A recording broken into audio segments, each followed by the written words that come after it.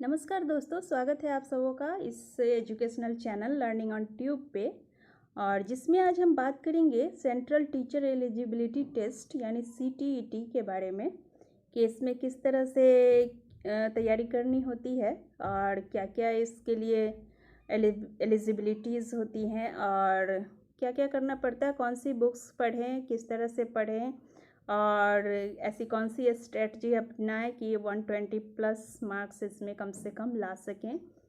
तो अगर अच्छे मार्क्स होते हैं तो ये इसका बहुत बड़ा फ़ायदा हमारे ज्वाइनिंग में भी पड़ता है, इंटरव्यू में इसका बहुत ही ज़्यादा वेटेज हो जाता है। तो ये ज़रूरी है कि हमारा मार्क्स अच्छा हो CTET में।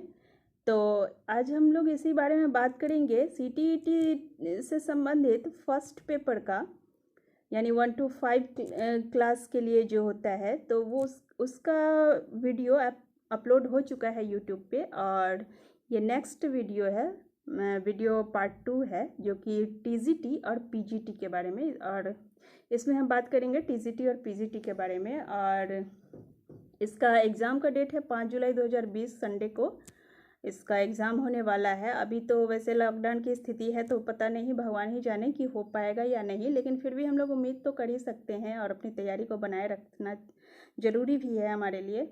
तो बनाए रखेंगे और इसके लिए तैयारी करते रहेंगे। लेकिन इसके साथ साथ किस तरह से क्या स्ट्रेटजी अपनाएं इसके बारे में भी बात करेंगे। और साथ साथ कुछ नए स्टूडेंट्स जो कि जिन्होंने अभी तैयारी स्टार्ट ही किया है या फिर अभी BEd उन्होंने कंप्लीट नहीं किया है और नेक्स्ट फ्यूचर में वो CTET या फिर किसी भी टीचर एलिजिबिलिटी टेस्ट में अपीयर होना चाहते हैं, तो उन सब के लिए भी ये यूज़फुल होगी। तो वो सब भी इससे फ़ायदा उठा सकते हैं। तो और अगर आपको मेरी ये वीडियो पसंद आती है तो प्लीज़ इसको सब्सक्राइब कीजिए मेरे चैनल को, और लाइक और कमेंट्स शेयर भी ज़रूर कीजिए। तो चलिए आगे बढ़ते हैं इस सेशन में कि क्या क्या हमें पढ़ना है और किस तरह से पढ़ना है। लेकिन सबसे पहले इसमें बात कर लेते हैं, इसमें वैकेंसी से संबंधित क्या क्या चीज़ें इसमें मुख्य है, क्योंकि इससे थोड़ा सा ये होगा कि नए स्टूडेंट्स को थोड़ी सी जानकारी हो जाएगी। तो एक छोटा सा फ्रेमिंग कर लेते हैं नए स्टूडेंट्स के लिए, ठीक है। यहाँ पे सबसे पहली बात जो हम देखेंगे वो ये है कि जब आपका इसका नोटिफिकेशन आता है और इसके लिए वैकेंसीज आती है, तो सबसे पहले आपको ये देखना होता है कि इसकी फ़ीस कितनी होती है, ठीक है। तो बहुत ही जो कि पुअर स्टूडेंट्स हैं, पुअर फैमिली से बिलोंग करते हैं, तो उनके लिए फ़ी बहुत ही मायने रखती है। तो इसमें मैं फ़ी बता दूं कि जनरल और OBC के लिए 1000 रुपीज़ रखा गया है। और अगर दोनों पेपर का देना चाहते हैं तो 1200 रुपीज़ है, मतलब 1200 रुपये है। और SC ST से बिलोंग्ड अगर है कोई कैंडिडेट, तो उसका 500 रुपया है फर्स्ट पेपर का, फर्स्ट पेपर का है, ओनली 1 पेपर का है। या फिर वो एक, या तो पेपर 1 का दे या फिर पेपर 2 का दे, उसके लिए 500 ही है। उसी तरह जनरल और OBC का एक पेपर का 1000 रुपये है। या तो वो फर्स्ट पेपर का दे या सेकेंड पेपर का दे, उसको 1000 रुपये लगेंगे केवल एक पेपर के लिए। अगर दोनों पेपर देना चाहते हैं तो 1200, जैसा कि मैंने बताया। और इसी तरह से SC ST के लिए दोनों पेपर का है 600 रुपये, ठीक है। तो यहाँ पर से हम देखते हैं ST ST के लिए बोथ पेपर का हो गया 600 रुपये और जनरल OBC के लिए बोथ पेपर का हो गया 1200 रुपये, ठीक है। और इसका ई चालान के माध्यम से या फिर नेट बैंकिंग के माध्यम से इसका पेमेंट किया जा सकता है। और आगे बढ़ेंगे, इसमें आगे है, यहाँ पे हम बात कर लेंगे कि TET का एक मिनिमम क्वालिफ़िकेशन अगर कोई भी पर्सन अगर प्राप्त करना चाहता है, तो उसके लिए थोड़ा ये होगा कि यह सुविधा हो जाएगी कि कोई भी स्टेट गवर्नमेंट या फिर सेंट्रल गवर्नमेंट की कोई भी वैकेंसीज आती है तो उसमें वो रिक्रूटमेंट के लिए अप्लाई कर सकता है। और इसके साथ साथ ये भी है कि कुछ प्राइवेट स्कूल्स भी अब इसके लिए नॉर्म्स ला रहे हैं या चला भी दिया है उन्होंने, ऐसा प्रोसेस शुरू भी कर चुका है, वो लोग कर चुके हैं कि जो TET कंप्लीटेड होंगे या फिर CTET जिन्होंने कर लिया होगा, तो उन्हीं को हम लोग एलिजिबल मानेंगे अपने स्कूल में टीचिंग पोस्ट के लिए। तो इस तरह का उनका वो निकलता है। और जैसा कि 2011 से है इसका CTET मतलब शिक्षक पात्रता जो है ये 2011 से लागू हुआ है। ठीक है, तो इसी तरह से NCT का जो गाइडलाइन है उसी के अकॉर्डिंग हर एक स्कूल में इस तरह का नियम लागू है। देखते हैं एग्ज़ाम कितने देर का होगा। तो एग्ज़ाम का जो टाइमिंग होगा फर्स्ट पेपर का है 9:30 बजे सुबह से लेकर के 12 बजे दोपहर तक है, मतलब कि 2.5 घंटे तक का है। और सेकंड पेपर का फिर 2 बजे से 4:30 बजे तक का है, तो उनका भी 2.5 घंटे का है। और ये 5 जुलाई को होने वाला है, शाम संडे पड़ता है उस दिन, तो संडे के दिन होने वाला है मॉर्निंग और इवनिंग सेशन में। ठीक है, तो इस तरह से आप लोग इसको पहले देख लीजिएगा कि कब होने वाला है आपका एग्ज़ाम। ठीक है, और आगे बढ़ेंगे कि इसमें मिनिमम क्वालिफ़िकेशन क्या क्या होनी चाहिए।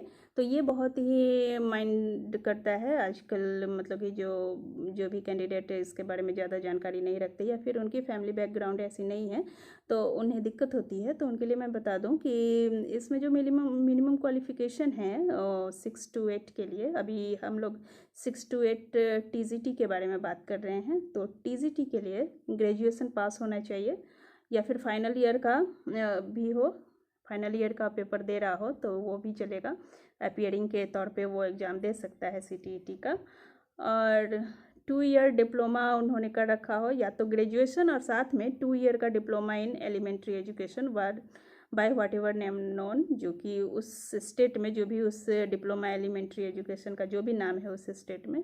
ठीक है, तो वो उनका पास आउट होना चाहिए। और साथ में है graduation with at least 50% marks and passed और appearing in 1 year bachelor in education BEd। ठीक है, तो ग्रेजुएशन होना चाहिए 50% मार्क्स के साथ और साथ में 1 साल का BEd होना चाहिए। और यह भी ना हो तो उसके अलावे और क्या क्या चीज़ें हो सकती है कि graduation with at least 45% marks, graduation 45% marks के साथ होना चाहिए और 1 साल का BEd होना चाहिए जो कि NCT के रूल एंड रेगुलेशंस के अकॉर्डिंग हो। और उसके अलावे यह भी ना हो तो उसके अलावे क्या प्रोविज़न है कि सीनियर सेकेंडरी और इक्विवेलेंट, मतलब कि +2 या फिर क्या कहते हैं उसको, किसी स्टेट में इंटरमीडिएट भी कहते हैं, हायर सेकेंडरी कहते हैं, तो ये पास आउट होना चाहिए 50% मार्क्स के साथ। और उसके और क्या है कि और appearing in final year of 4 year bachelor in elementary education. ठीक है, या तो 45% मार्क्स के साथ सीनियर सेकेंडरी पास हो, या 50% मार्क्स के साथ सीनियर सेकेंडरी पास हो और उसके साथ साथ 4 साल का BLEd भी किया हो। ठीक है, तो उसके अलावे अगर यह भी ना हो कैंडिडेट के पास तो सीनियर सेकेंडरी पास आउट हो। ठीक है, सीनियर सेकेंडरी पास आउट हो और उसके अलावे क्या है कि वो अपीयरिंग हो फाइनल ईयर 4 ईयर वाला जो होता है, तो 4 ईयर वाला BA BSc BEd और BAEd या BSc ED, तो ये सब होना चाहिए। और उसके अलावा यह भी अगर नहीं हो तो एक लास्ट जो है आपका एलिजिबिलिटी ऑप्शन वो ये है कि graduation with at least 50% marks and passed और appearing in 1 year BEd special education. ये स्पेशल एजुकेशन के भी टीचर होते हैं, तो उनके लिए जो प्रोविज़न है वो ये है कि 50% ग्रेजुएशन मार्क्स के साथ 1 साल का BEd किया हुआ हो स्पेशल एजुकेशन में। ठीक है, और कोई भी कैंडिडेट जो कि जिन्होंने BEd प्रोग्राम को कंप्लीट कर लिया है और उन्होंने अगर TET या CTET कंप्लीट कर लिया है तो ज़रूरी नहीं कि वो जॉब उनको मिल ही जाएगी, वो जॉब के लिए दावा नहीं कर सकते हैं, हालांकि वो जॉब के लिए एलिजिबल हो गए हुए हैं। तो आगे बढ़ते हैं। अब देखना ये है कि इसमें पूछता क्या क्या चीज़ें हैं, क्या मतलब किस किस सब्जेक्ट से क्या क्या रहता है क्वेश्चन। तो सबसे पहली बात कि चाइल्ड डेवलपमेंट एंड पेडागोजी हो जाएगा, जो कि कंपलसरी है हर एक स्टूडेंट्स के लिए। तो चाइल्ड डेवलपमेंट एंड पेडागोजी में से 30 क्वेश्चंस रहेंगे, 30 MCQs, और उसका 30 मार्क्स का रहेगा, मतलब कि 30 क्वेश्चन 30 मार्क्स, यानी कि 1 मार्क्स फॉर पर क्वेश्चन, ठीक है। उसके बाद लैंग्वेज 1 होता है, यह भी कंपलसरी है। लैंग्वेज 2 होगा, यह भी कंपलसरी होगा, और दोनों ही 30-30 मार्क्स का होगा और 30-30 क्वेश्चंस होंगे दोनों में, और ये दोनों भी कंपलसरी है। उसके अलावा मैथमेटिक्स एंड साइंस का होगा, जिसमें मैथमेटिक्स या साइंस वाले टीचर इसके लिए ऑप्ट कर सकते हैं, ये ऑप्शन। और अगर जिनका बैकग्राउंड या फिर एकेडमिक अर्थात बीए में जिनका ग्रेजुएशन में जिनका मैथमेटिक्स और साइंस नहीं हो, आर्ट्स से हो रिलेटेड, तो उनका है सोशल स्टडीज़ या सोशल साइंस रख सकते हैं, ठीक है। तो वो सोशल साइंस के टीचर माने जाएंगे। और उसके अलावा है जो स्पेशल एजुकेशन वगैरह इन सब का भी रहता है प्रोविज़न। तो टोटल इसमें से सोशल साइंस से रह जाएंगे आपको 60 क्वेश्चन होंगे, जो कि 60 मार्क्स के होंगे, और इस तरह से कुल मिला करके 150 क्वेश्चन 150 मार्क्स का हो जाएगा, ठीक है। इसमें हर एक मतलब जनरल और ओबीसी के लिए, जनरल के लिए पहले बात कर लेते हैं। जनरल के लिए होगा कम से कम 60% मार्क्स होना चाहिए, यानी कि 150 क्वेश्चन है तो कम से कम आपको 90 नंबर आने ही चाहिए, तभी आप मतलब कि पास आउट माने जाएंगे। और उसके अलावा कुछ रिज़र्व कैटेगरी के जो हैं, जैसे कि ओबीसी हो गया, तो उनके लिए 5% का छूट दे रखा है सीटीईटी ने। और इसके अलावा उन्होंने स्टेट गवर्नमेंट को भी ये छूट दे रखी है कि वे अपने स्टूडेंट्स को, अपने राज्य के स्टूडेंट्स को जो भी अपना रिलैक्सेशन देना चाहते हैं पासिंग में, तो उतना दे सकते हैं। तो इस तरह से हो जाएगा। और जो लैंग्वेज वाला जो होगा हमारा, लैंग्वेज का जो ऑप्शन होगा, उसमें है शर्त कि आपको जो भी इनका सीटीईटी की तरफ से कुल मिलाकर के आपको 15 लैंग्वेज दिए गए हैं, तो उनमें से आप ऑप्ट कर सकते हो कि कौन से लैंग्वेज को आपको फर्स्ट क्राइटेरिया में रखना है और कौन से को सेकंड प्रेफरेंस में रखना है। तो इस तरह से आप ऑप्ट कर सकते हैं।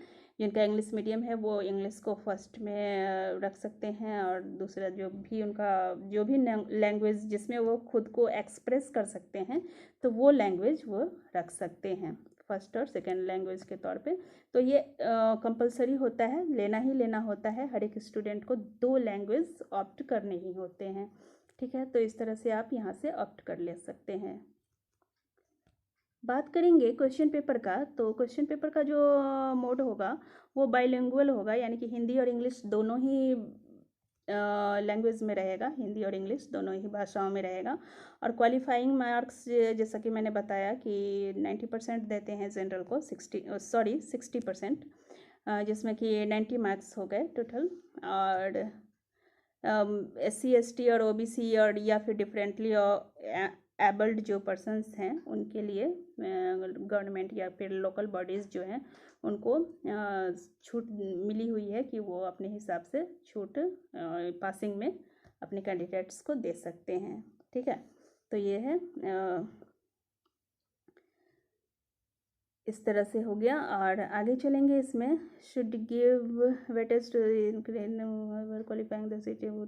हाँ, यहाँ पे यह भी एक शर्त है कि आपने अगर सीटीईटी कंप्लीट कर लिया है तो हालांकि आपने एलिजिबिलिटी तो पा ली है, लेकिन ये ज़रूरी नहीं कि आपको जॉब हो ही जाएगी। लेकिन हाँ, जॉब के लिए आपको जाने का, वहाँ तक पहुँचने का आपको रास्ता मिल गया है। ये हर बार बताया जाता है कि आप अपने एग्जामिनेशन सेंटर पे 90 मिनट्स बिफोर पहुँचिए, 90 मिनट पहले पहुँचिए। तो इस तरह से ये सब ध्यान में रखना है।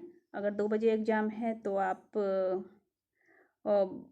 क्या कहते हैं, आप 12 बजे के आसपास या फिर 12:30 में पहुँच ही जाओ, ये अच्छा रहता है।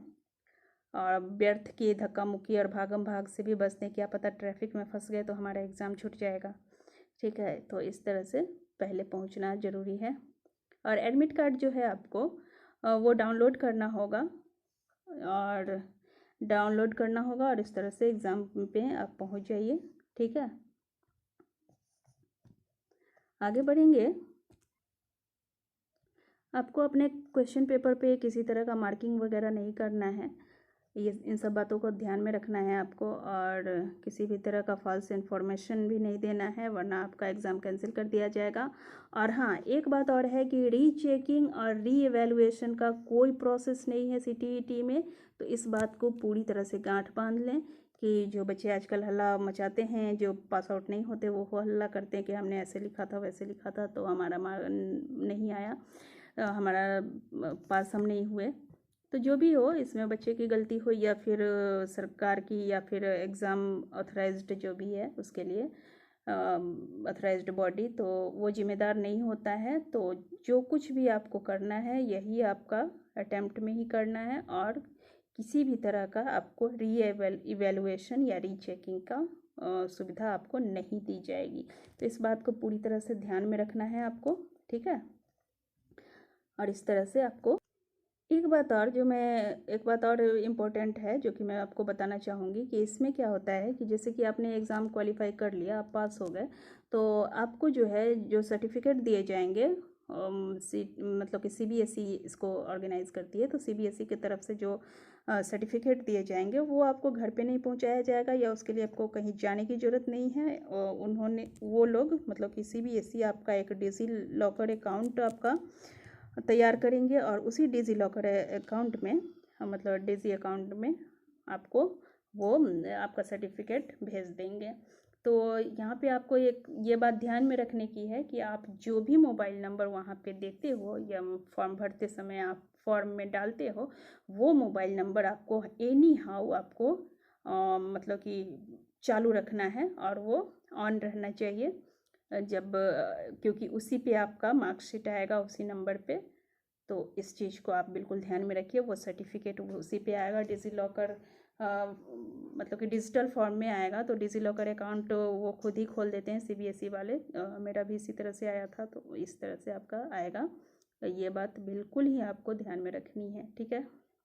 तो ज़रा सा भी भूल ना करें, नंबर जो भी डालें वो नंबर आप हमेशा ऑन रखें और चालू रखें, ठीक है।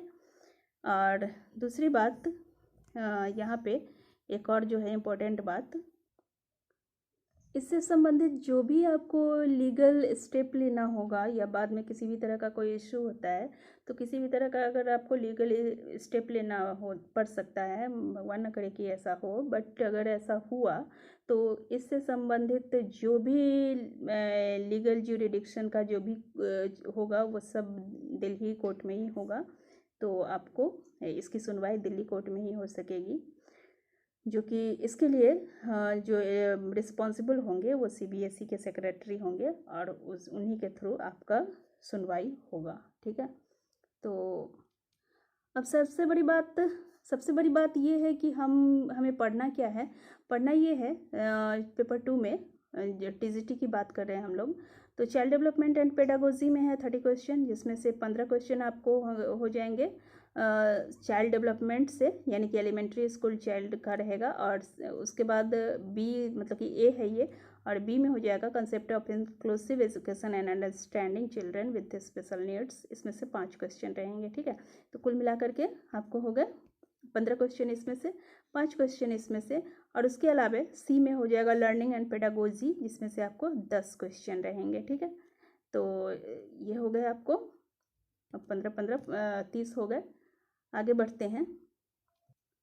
लैंग्वेज 1 से भी 15 क्वेश्चन रहेंगे, पेडागोजी ऑफ लैंग्वेज डेवलपमेंट में से 15 क्वेश्चन, और उसके बाद लैंग्वेज 2 में से भी 30 क्वेश्चन रहेंगे।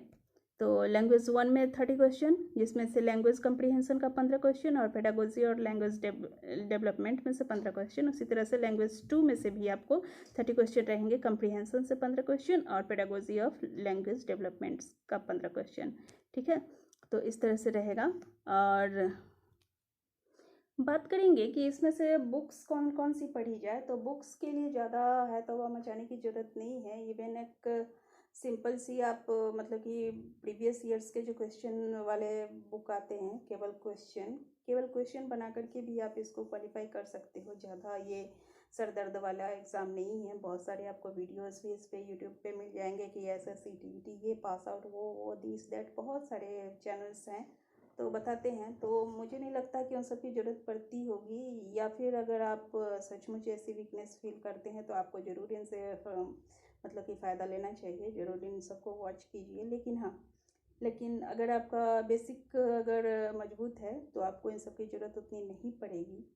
केवल आप प्रीवियस ईयर के क्वेश्चन बना करके भी आप इसको क्वालिफाई कर सकते हो। लेकिन फिर भी जैसा कि कुछ बच्चे आश्वस्त नहीं हो पाते हैं तो उनके लिए मैं सजेस्ट करूँगी, लूसेंट की एक बुक आती है बाल विकास एवं शिक्षा शास्त्र करके, तो मैं आपको दिखा देती हूँ कि वो बुक कौन सी है। ये है लूसेंट की बुक है, तो इसको आप ले लें, ख़रीद लें, मार्केट में मिल जाएगी आपको, 100-150 की चीज़ है, ज़्यादा दाम नहीं है इसका। बाल विकास एवं शिक्षा शास्त्र, ठीक है। इसमें केवल वही क्वेश्चंस डाले गए हैं जो कि प्रीवियस एग्ज़ाम्स में पूछे गए हैं, और इसके अलावा उस टॉपिक से रिलेटेड जो भी टॉपिक इसमें पूछे जाते हैं उस टॉपिक से रिलेटेड चैप्टर हैं, पूरा एकदम सब्जेक्टिव फॉर्म में दिया गया है, और उसके बाद क्वेश्चंस भी दिए गए हैं। तो ये बहुत ही इम्पोर्टेंट साबित होगा, ज़्यादा माथापच्ची करने की ज़रूरत नहीं है। और उसके अलावा ये तो CDP की बात हो गई, चाइल्ड डेवलपमेंट एंड पेडागोजी की बात हो गई।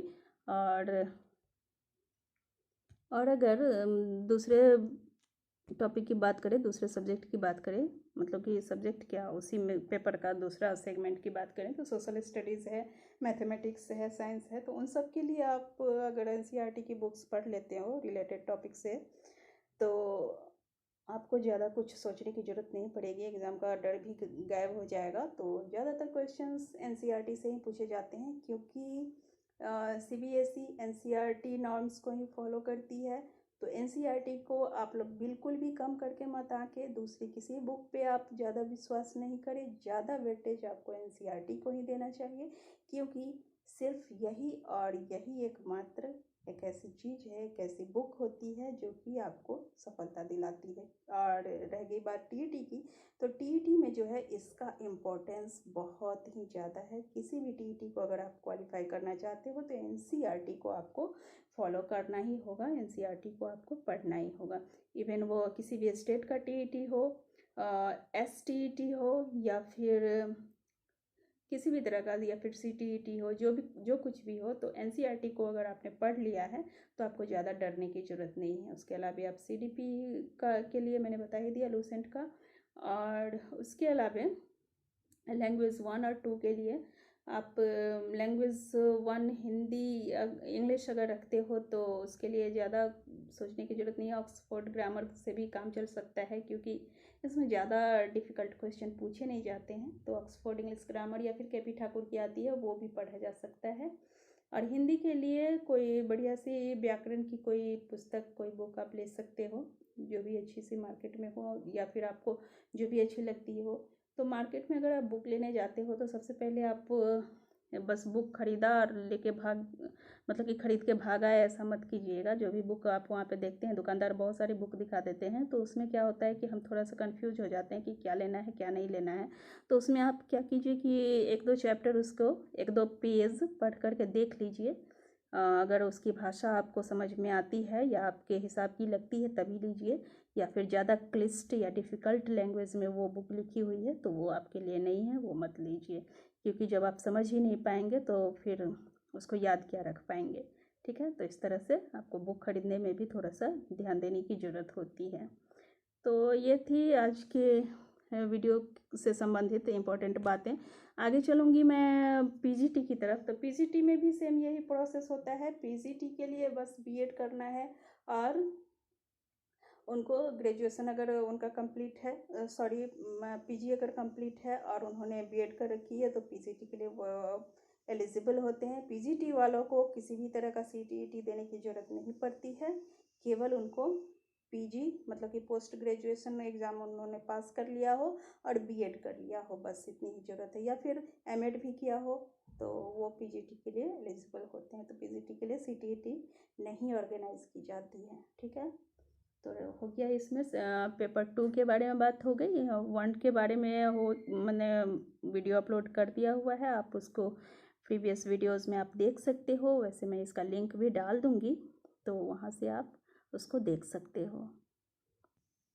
एक चीज़ बहुत ही ध्यान में रखने वाली बात है कि OMR शीट को बहुत ही ध्यान से भरें और एकदम सावधानी से भरें। OMR शीट में ही बच्चे ज़्यादातर गलती कर देते हैं, जिसकी वजह से अच्छा लिखने के बावजूद भी उनका उनका कंप्लीट नहीं हो पाता, वो क्वालिफाई नहीं कर पाते हैं। तो OMR शीट को भरने में विशेष सावधानी बरतें। ठीक है। अगर आप टीजीटी के स्टूडेंट हो तो ये सब बताने की ज़रूरत नहीं है आपके लिए। तो एग्जामिनेशन सेंटर है आपके सिटी में, अगर मतलब कि है एग्जामिनेशन सेंटर का, तो वहाँ पे भी ऑप्शन अगर आता है तो वो ऑप्ट कर सकते हो। मोस्टली दो तीन चार इसलिए वो लोग करवा लेते हैं कि जो भी नज़दीक हो वो आपको अलॉट कर दिया जाए। तो इस तरह से किया जाना चाहिए। आपको एग्ज़ाम हो जाएगा 5 जुलाई को, ठीक है। 5 जुलाई को इन्होंने डेट का भी डिक्लेरेशन पहले ही कर दिया हुआ है। Duration of result within 6 weeks from the date of conduct of the examination. Exam होने के 6 सप्ताह बाद आपको रिज़ल्ट को डिक्लेयर कर दिया जाएगा, ठीक है। तो और कुछ विशेष इसमें है नहीं, तो वीडियो को समाप्त किया जाए, वीडियो लंबा हो गया है। तो आप सब इसी तरह से आप ध्यान में रखिए, ज़्यादा इससे घबराने या हड़बड़ाने की ज़रूरत नहीं है। अभी आपके पास टाइम है, मई और जून 2 महीने का टाइम है, तो 2 महीने जम के तैयारी कीजिए। 5 जुलाई को एग्ज़ाम है और best of luck for your exam. और अगर आपको ये वीडियो अच्छी लगी हो तो प्लीज़ सब्सक्राइब कीजिए और अपने दोस्तों को इसको शेयर भी कीजिए। Thank you.